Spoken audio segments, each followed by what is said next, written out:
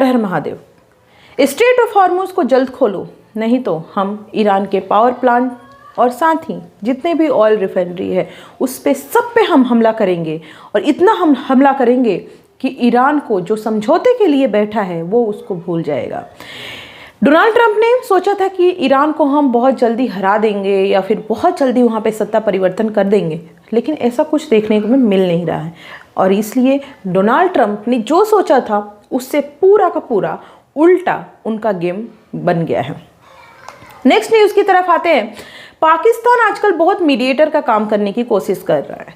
पाकिस्तान बोल रहा है कि हम ईरान और अमेरिका के बीच में वार्ता करवाएंगे, टॉक करवाएंगे, इसलिए ताकि वहाँ पे जो वॉर है वो सुलझ सके। लेकिन ईरान ने सीधे तौर पे चेतावनी दी है पाकिस्तान को कि आप मीडिएटर का काम ना करें, और हम किसी भी लेवल पे पाकिस्तान जो ये सोच रहा है, प्रस्ताव लाया है, उसको हम पूरी तरीके से डिनाई कर दिए। तो पाकिस्तान की फिर से बेइज्जती हो गई है जो उड़ रहा था।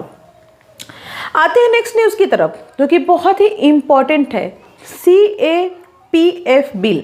CAPF बिल मतलब central armed police force.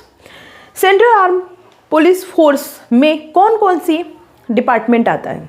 CRPF, BSF, CISF, ITBP और SSB। ये जितने डिपार्टमेंट हैं CAPF के अंतर्गत आते हैं। अब CAPF बिल क्या है? ये बहुत दिनों से जो आर्म्ड फोर्सेस हैं, जो अपने CRPF हो गए, BSF हो गए, CIS, ITBP हो गए, ITBP हो गए, SSB हो गए, इन सब का जो लीड जो करते थे वो IPS करते हैं। मोस्टली जो इनके जो हेड होते हैं वो IPS होते हैं। लेकिन इस बिल के अंतर्गत सीधे तौर पे बोला गया है कि और इनके बीच में IPS और जो CAPF फोर्स है उनके बीच में ये अनबन शुरू से थी। CRPF हो गया, BSF, जितने भी CAPF के अंतर्गत डिपार्टमेंट आते हैं, उनका कहना है कि हम पूरी लाइफ इस फोर्स में हमने जीवन लगा देते हैं, हर चीज़ लगा देते हैं, लेकिन जब प्रमोशन की बात आती है तो IPS अधिकारी को मिल जाता है। जब डिपार्टमेंट चेंज करने की, प्रमोशन की बारी आती है, हेड बनने की बारी आती है, तो IPS लोगों को दिया जाता है, जिसकी वजह से इन दोनों लोगों में बनती नहीं है। इसी को लेकर के सरकार ने सीधे तौर पे ये बोला है कि ये IPS का जो कैडर होता है वो कहीं ना कहीं स्टेट और जो भी चीज़ें हैं वो मिल करके चलता है, लेकिन फिर भी IPS की जो पोजीशन है, जो IG हो गए, DG हो गए, ADG हो गए, उस पोस्ट पे एक फिक्स कोटा रखा जाएगा कि इतने ही IPS, इतना ही % IPS जो है वो हेड बनेंगे। उसके अलावा जो CAPF डिपार्टमेंट जो है उनको ये मौका दिया जाएगा।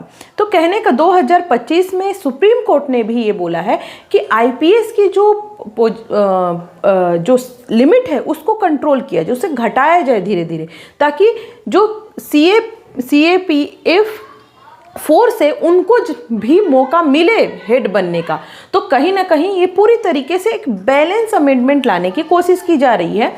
लेकिन साथ में ये भी बोला गया है कि IPS को 50%, ADG, IG हो गया, DG हो गया, इनमें एक कोटा दिया जाएगा। इसी को लेकर कुछ डिपार्टमेंट का विरोध भी है, तो कुछ लोग इसके सपोर्ट में भी उतरे हैं। IPS लोग जो डिपार्टमेंट है उसका कहना है कि इसमें IPS को ही शीर्ष पद पे मौका देना चाहिए, लेकिन पूरी तरीके से मुझे लगता है कि दोनों में बैलेंस बना के लेना ज़रूरी है, क्योंकि जो ये डिपार्टमेंट है, CAPF डिपार्टमेंट है, उसमें कहीं ना कहीं जो CRPF के हो गए, CISF का, ITBP हो गए, SSB हो गए, तो उनके भी लोगों को शीर्ष पद पे मौका देना चाहिए, और जो % है वो IPS को देना चाहिए। तो एक तरीके का एक बैलेंस चीज़ों को लाने की सरकार की कोशिश की गई है CAPF बिल में। उसके अलावा आते हैं नेक्स्ट न्यूज़ की तरफ आऊँ तो जो Indian rupees breach 94.78 against the US dollar.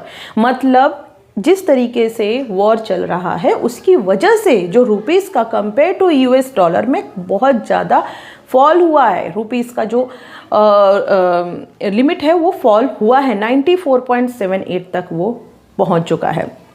उसके अलावा लोकसभा में अमित शाह ने सीधे तौर पे कांग्रेस को घेरा। उन्होंने बोला कि भोले भाले आदिवासियों को वो चीज़ें नहीं दी जाती थी, उनको अंधेरे में रखा जाता था, उनको बाहर की दुनिया से दूर रखा जाता था, उनको ना एजुकेशन था, ना अच्छा वे ऑफ लिविंग था, कुछ भी नहीं था। ये सिर्फ इसलिए कि वो नक्सल एरिया है। लेकिन हमने गोली का जवाब गोली से दिया और आज आदिवासियों को स्वच्छ पानी मिल रहा है, बिजली मिल रहा है, एजुकेशन मिल रहा है, हर चीज़ वो मिल रहा है जो उनका हक है। तो आज उन्होंने बस्तर, जो छत्तीसगढ़ में बस्तर है, उसको पूरी तरीके से नक्सल मुक्त बताया। नेक्स्ट न्यूज़ की तरफ आते हैं।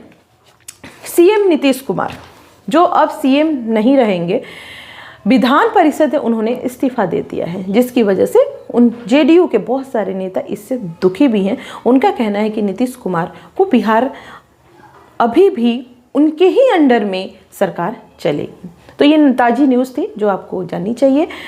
Thank you so much. Channel को ज़्यादा से ज़्यादा शेयर एंड सब्सक्राइब करें। Thank you.